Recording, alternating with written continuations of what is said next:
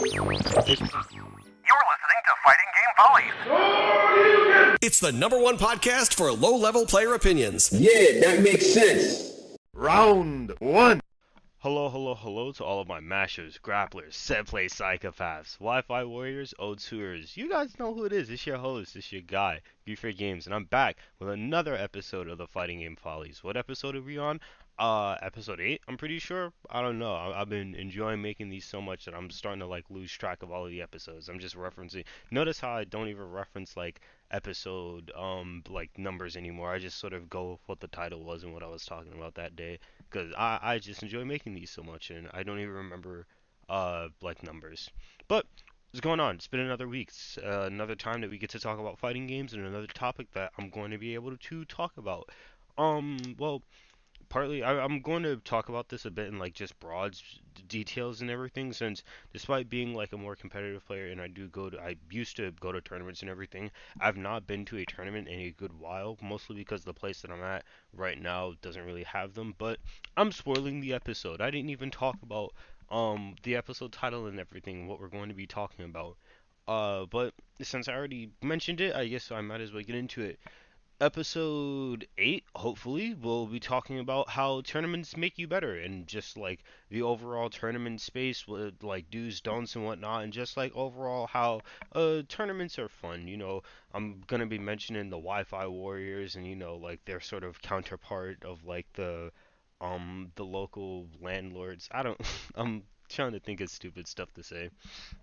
But you guys get the general gist. You understand what we're going to be talking about. So sit back, relax, crack open. I can't speak.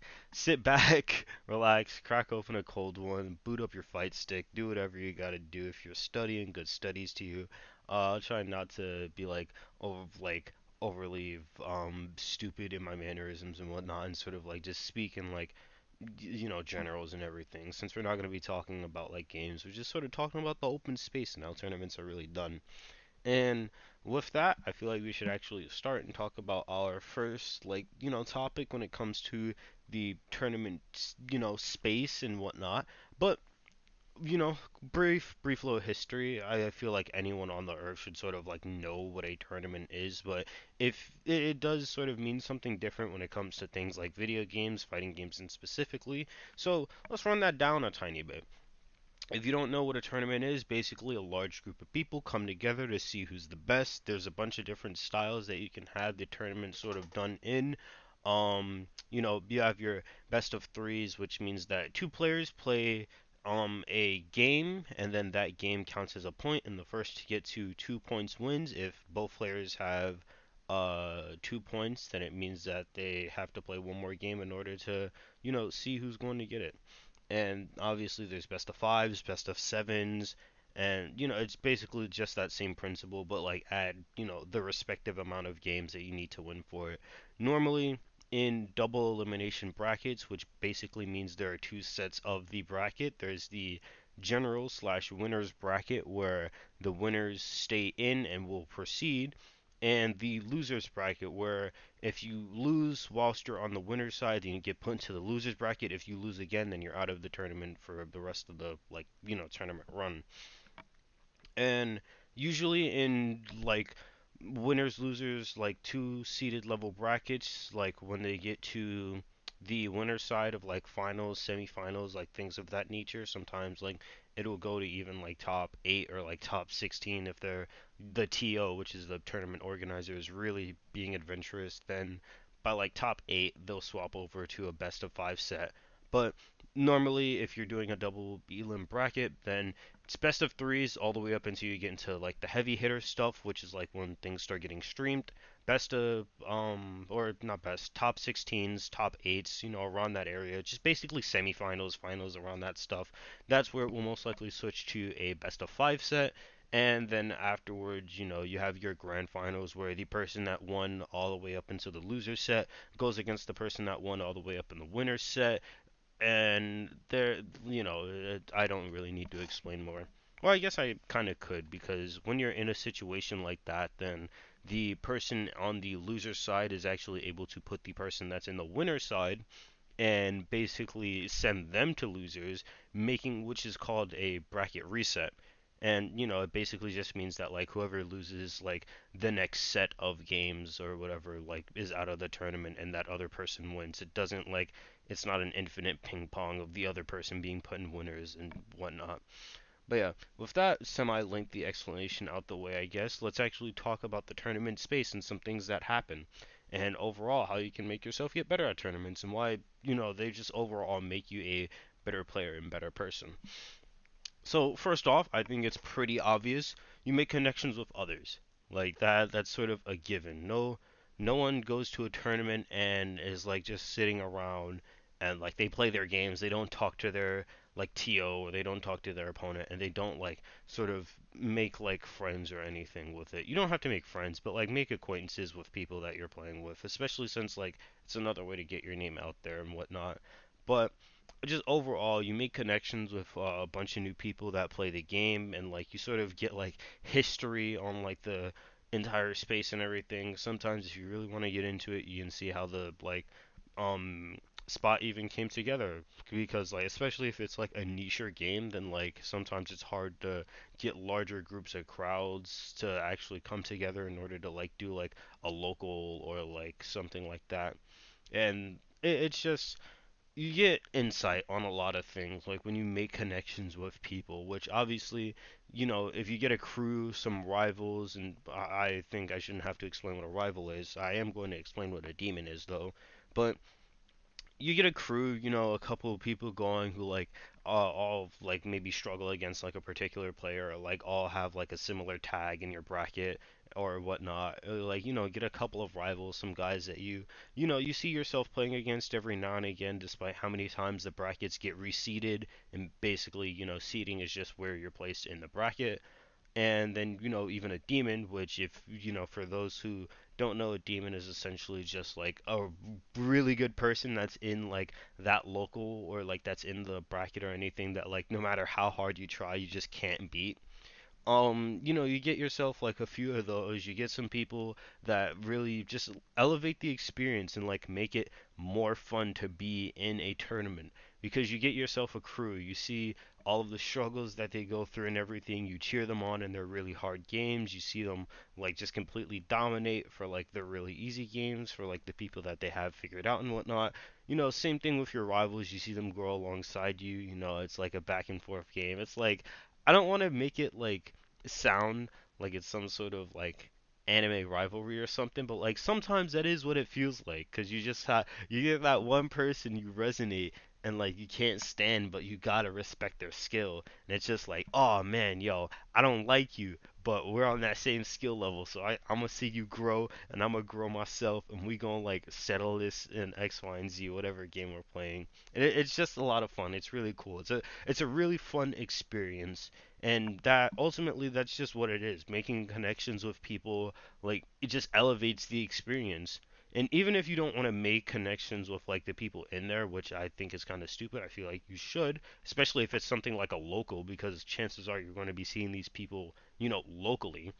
But if you have another friend or something that like, lives in the area, maybe an hour away or something, you can bring them along and like also have them just like cheer you on. They don't even have to like enter in the tournament. They can just like cheer you on and like watch over or sort of just like play the role of a coach and like between your games or anything just like keep you updated on your like how you're doing and whatnot, like noticing the things that they're noticing. But coaching and everything is a completely different topic that we might get into on another episode like sometime. I don't know when, but we'll probably get into it later on. But yeah, that's really all I have to say. Just making connections with others really elevates the experience and it makes it something like that is just a lot of fun, especially in the tournaments that I have been to. Like I don't necessarily make it an effort to like go out and like introduce myself to new people. Like I'm not like the most sociable of guys, but when I do play off against someone or like when I do see someone that like plays the same character as me or something or like taught like just seems like an approachable person, I'm like, all right, cool, I might as well like try and introduce myself, maybe get like a social of some kind, like if there's a Discord that the TO runs or like some sort of social media that they run, and like I'll make it an effort to try and join that. That way, I not only stay up to date with everything that the tournament organizer, which I think I explained earlier, but that's what TL stands for. Um, but I just join a social media group and everything that's being run that way. I keep myself updated for if like the weekly for that week gets canceled or the game has changed for whatever reason or something. But making connections really just like I know I've said it like four times over, but it really does just like heighten and elevate the experience. And like the tournaments that I've been to where I do have people that I know and like we're like in between games we're joking, we're like coming up with strategies to like beat certain players. Like it's just a lot of fun. It really is like that anime-esque like childlike nature, I guess, where you're sort of just like it's fun. It's weird to explain, but like it's just a lot of fun like having people alongside with you, like sharing in your struggles, like congratulating you in your victories and everything. So yeah, I say try and link up with people. If you don't have someone to link up with, make people to link up with. Make yourself approachable. Make yourself like cool. Like I get some people play with like music and everything in order to like calm themselves down or like they listen to the game in order to hear things out. That's completely understandable. But like afterwards, like maybe stick around at the end of the tournament if they have like friendlies or like if they have something else. Honestly, I think that's a like good thing to do. Like if you have some time to kill like before or after the tournament starts, I suggest like coming in maybe a bit earlier like when all of the stuff is set up or maybe even helps out set the stuff up that way like you have some time to play like friendlies, not only like get yourself warmed up to actually play, but on top of that also meet like the other people that are there earlier to like play friendlies and whatnot, because obviously that's like the time where things are like pretty chill, calm before the storm. And if you don't know, friendlies are just like games that you play where it doesn't really like mean anything, but you can still learn a lot from them. So yeah, make connections with people, talk with people, like be somewhat sociable. You don't have to. I at least suggest joining like their Discord or anything if they have one, and just make yourself like semi known. Talk to a couple people. Round two. Right. So something that's actually a bit more practical, in your reasoning to actually go to a tournament is the fact that you can get like a sort of bona fide way to track your progress in that game or whatever like games that are currently being run. And how you get this like sort of progress is in excuse me. How you get this sort of progress is in way of the actual what is it called? Bracket. And basically a bracket is like a timeline of like all of the games throughout like the tournament that the TO has. It basically shows who fights who, like who's going where, and like what place that you're being put in. If you're in the losers bracket, then obviously you're on the loser's side, like how we talked about earlier. If you haven't lost the game, you're in winner's bracket, then you're on the winner's side, like how we talked about earlier. And basically, you can use the brackets as a sort of way to show off your skill right now, especially if there's like a wide skill range of players that are currently in that tournament. You can sort of get like a grasp to see like where you fall in the tournaments like sort of lineup or just like in general. There are other ways like that are sort of game specific to like see where it is. Obviously there are things like it's like those game specific ranked games and whatnot. But if you want like a, or at least like in my opinion a better way of showing it off, then you go to tournaments and like you sort of play against like whoever, and then like you get those tournament placements.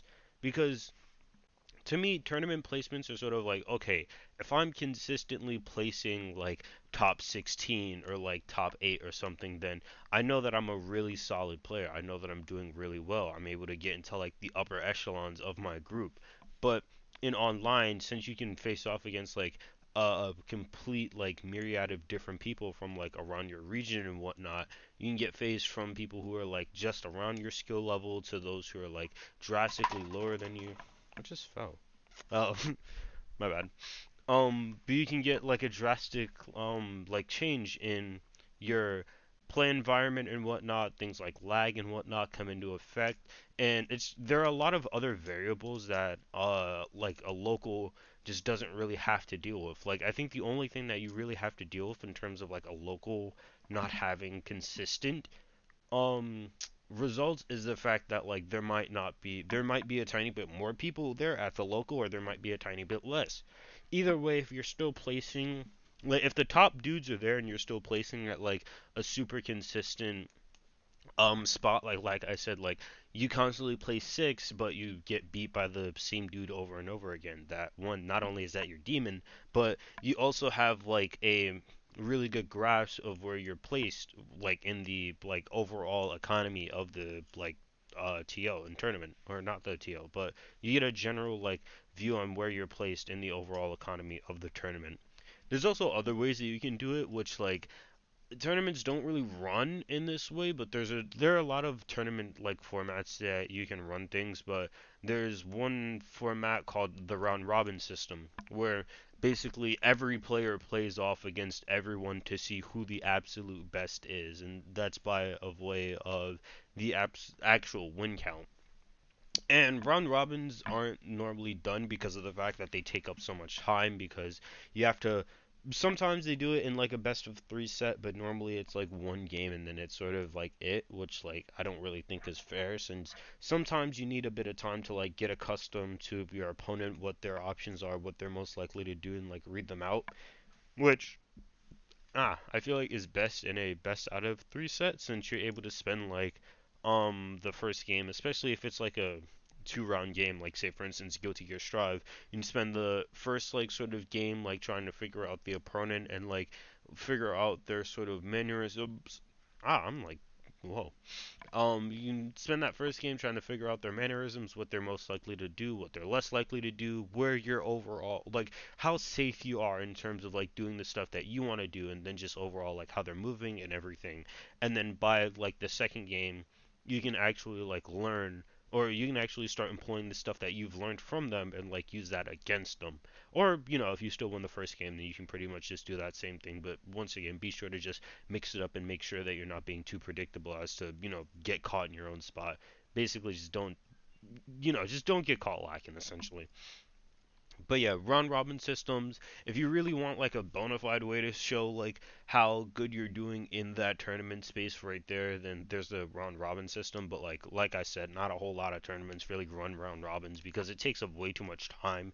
And sadly, that's sort of the thing that tournaments like suffer from, the fact that like they're very time constrained, and a lot of them, or if not almost all tournaments, do like they go off the clock sometimes because like people show up late, like things happen. Sometimes there's like console malfunctions or everything.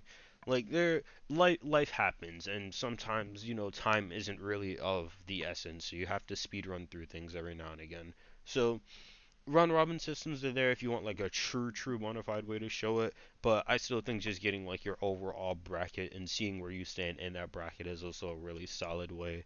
Especially like I said before, if you have those guys who are like really consistent, showing up to every like if they're showing up to every local for like that week, and it's like the same game and they're getting like top spots, like you're basically just able to place yourself relative to other people, and then like see where where they're placed. So like if you have the top three guys who always get first, second, and third, and then you sometimes place between either fifth place and like eighth place, you know that you're around their skill level. It's just that they're slightly better.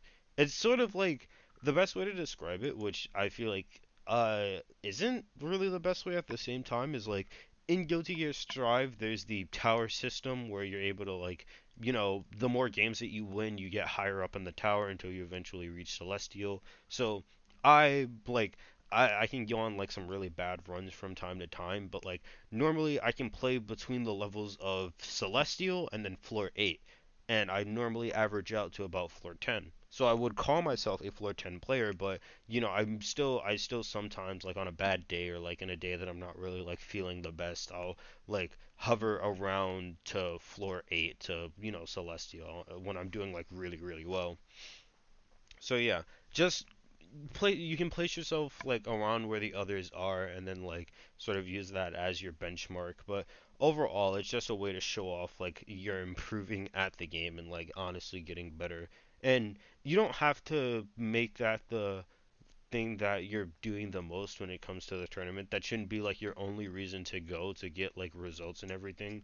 Honestly, results still are good, and like it's like not a bad thing to like see how far you've come in terms of like playing the game, but I still feel like that shouldn't be your overall end goal because when you do like place really badly for like one thing and then you beat yourself up over it, then I feel like that's kind of defeating the purpose of it. Because you're there to not only, like I said earlier, meet new people, but you're there to improve. And beating yourself up about like getting a bad run is sort of not really going to be there to improve.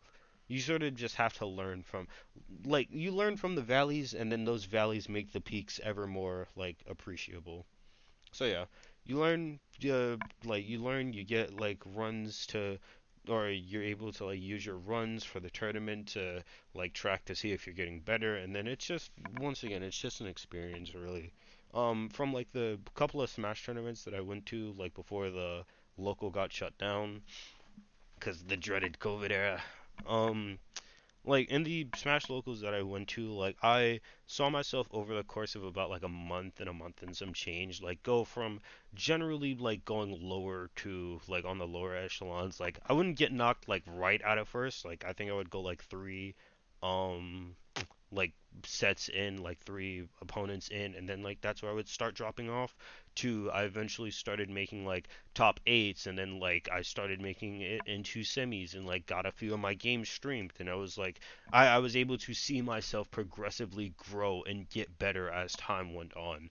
So yeah, that's really it. Like just you can use those as like ways to show off your skill and then pretty much just be like, hey, I can get X, Y, and Z. But you should still be humble about it, obviously.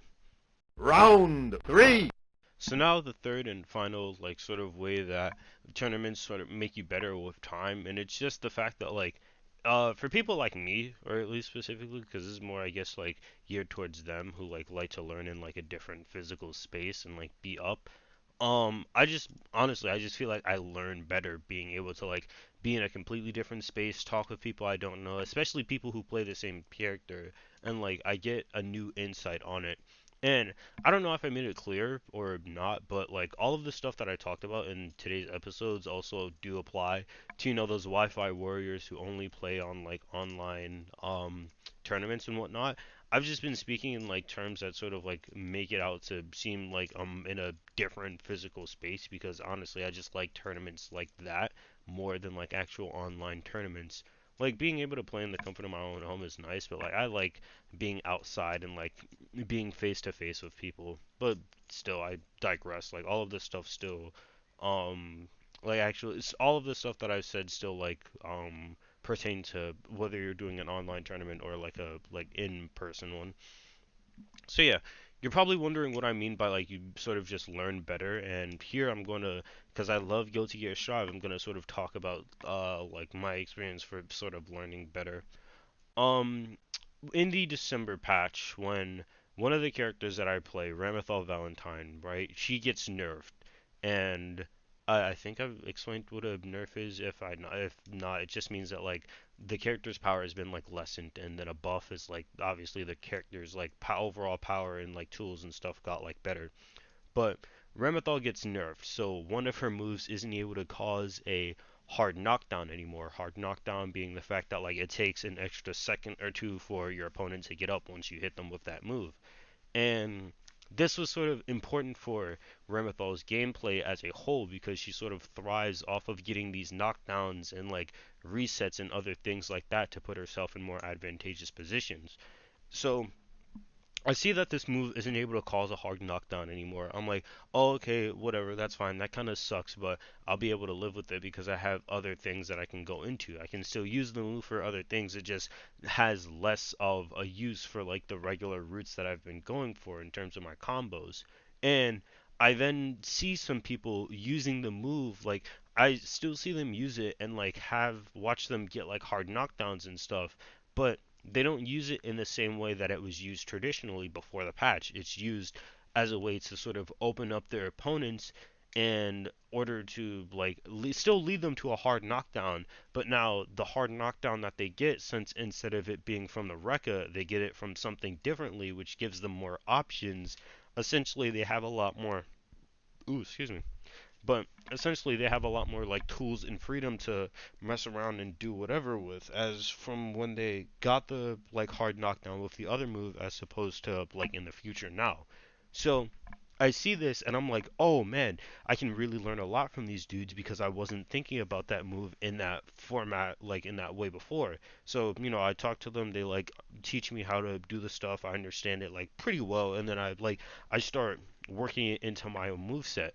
But basically, what I'm trying to explain is you get a like sort of kinship and like understanding of people who like play the same character as you, because like I said earlier in that other example of like when you play someone like who's playing the same character as you get to see like how they're moving forward despite having the same options and everything.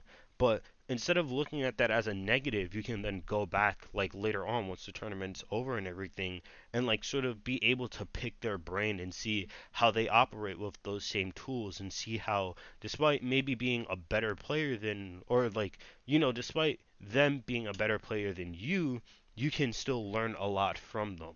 Which I honestly think is like probably the best thing that can happen whilst you're at a tournament setting, which is sort of just like the amount of information that you can get from not only just seeing everyone else play their characters, but also seeing you play your character and how other people play those characters.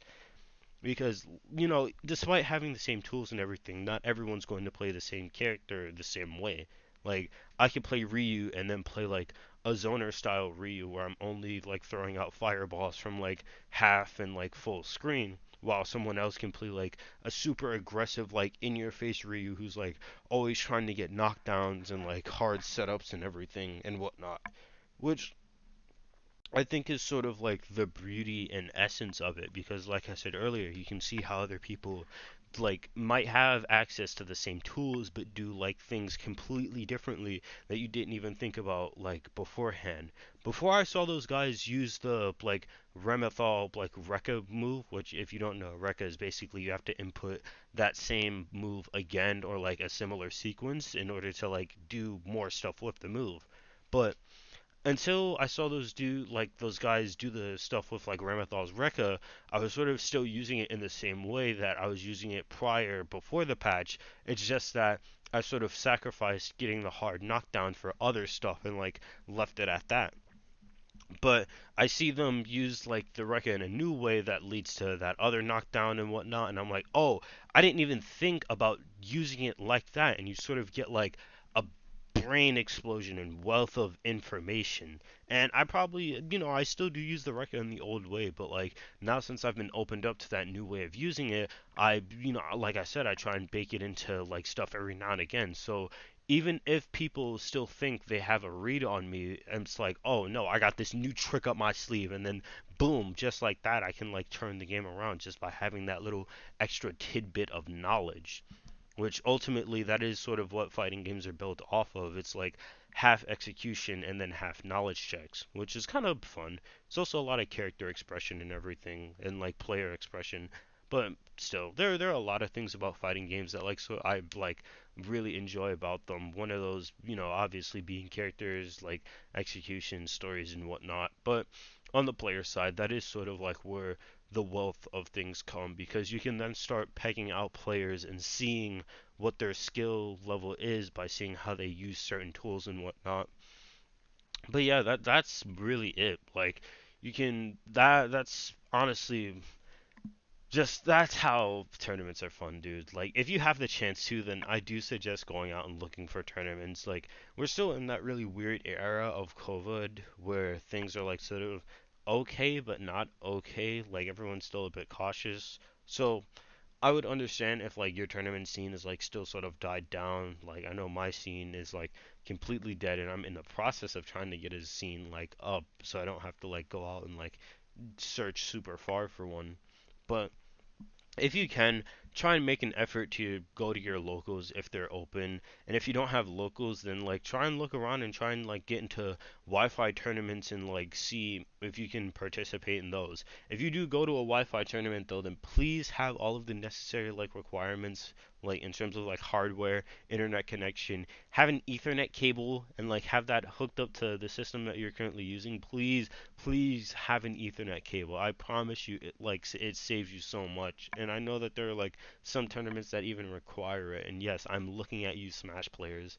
Um, But yeah, literally that's it. Like you make connections with people, you get ways to track your progress, and you sort of just like get a new way of like learning things. And honestly, those are like that's some of the few things on how tournaments make you better. There are a couple other ways that they sort of do. I might revisit this topic like later on again in the future.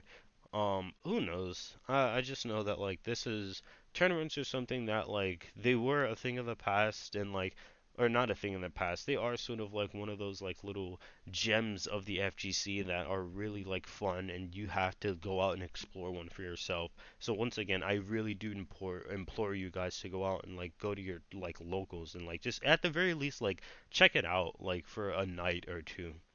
But that's pretty much it for today's episode of the fighting game Follies. I I really don't. I say this all the time where I'm like I don't know what I'm gonna be talking about next week, and like I sort of don't know what I'm talking about next week. But stay tuned though. Like you can still go ahead and like check it out. You want to know what you can also check out? Socials. You can check out the socials as well. All of my socials linked in the Spotify like description box thing. I almost said YouTube. YouTube, Twitter, Instagram, things of that like sort. Be sure to go check all of that stuff out if you haven't. Follow me on there as well. You know, obviously do all the necessary things that are very necessary on all of those other platforms. Once again, thank you all so much for listening in to this low tier player ramble on about his stuff. I really do appreciate it, and I really do love you guys tuning in for these episodes. And that's really all. I guess I'll see you all in the next episode of the Fighting Game Follies. It's been your host, Griefer Games, and I'll catch you all next time. Peace.